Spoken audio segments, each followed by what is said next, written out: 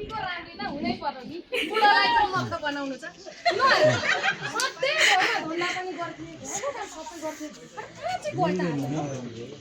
अब बुढोको अगाडि पनि तपाईँ र हजुर भन्नु त बुढो नहुँदा त त पनि चलिहाल्छ नि होइन उसको अगाडि त मक्खै म भनेपछि मक्खै तेरो बुढो त हो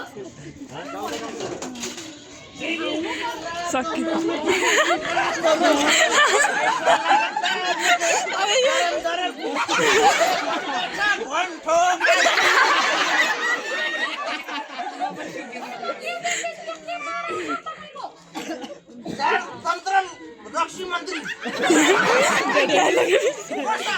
तँलाई मैले पढाएको छु कुन स्कुल पढाएको तँलाई मैले त्यसै सर भन्छ होइन यत्रो बिहे गरेको 12 वर्ष भयो आजसम्म सुपारी पनि नखाने मेरो बुढोलाई कसले के भन् के भयो बाबा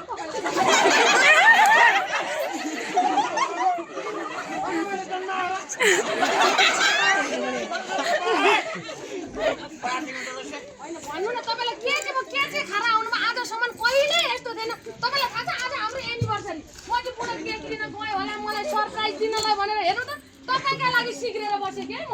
यसो हालतमा बनाउनु सिग्रिन त के को एनिभर्सरी यसो के वर्षरी हो फुटाइयो मेरो गोबरको केक काट्नु मलाई बुढो राति गलाएको छ आजसम्म ठुलो सोर नगरेको तिमीले मलाई यसरी गाली गर्ने त्यही पनि हाम्रो एनिभर्सरीको दिनमा एनिभर्सरी कि सेनिभर्सरी हो यसुकै स्यारी हो मलाई रात दिन गलाएको छ धन्न आज मुखमा आएर यतिको सासवाला होइन पहिले ब्याग बनायो होला साथ जुनी सँगै जिउने सँगै मर्ने सँगै मार्ने घरको सबै काम आधा आधा गर्ने भनेर हामीले कसम खाएको हो कि होइन बुढो भन्न त हो माने मैले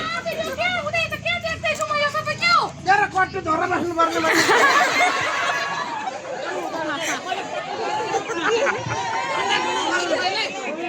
होइन जसले गरे पनि घरको काम आधा आधा गर्दा त भयो नि होइन भन्नु त खान्छु म गर्छु गरेकै थिएँ तर अति भयो कि साह्रै सकिनँ मैले धन्न मुखमा काममा आइपुगेर मेरो मर्म बुझिदिने आज नि म यति बाघ भएको छु म आज आन्देऊ मलाई हेप्ने होइन है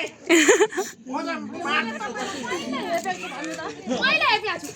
कुनै दिन हेपेको छु ए बुढो घरको काम मिलेर गर्नु घरमा गएर आमाले खानु भने यसो जहाँ खालि काम छैन टिकटक भनासललाई भनेर दुनियाँका चुम्रा चम्कान देख्ने खालि कुरा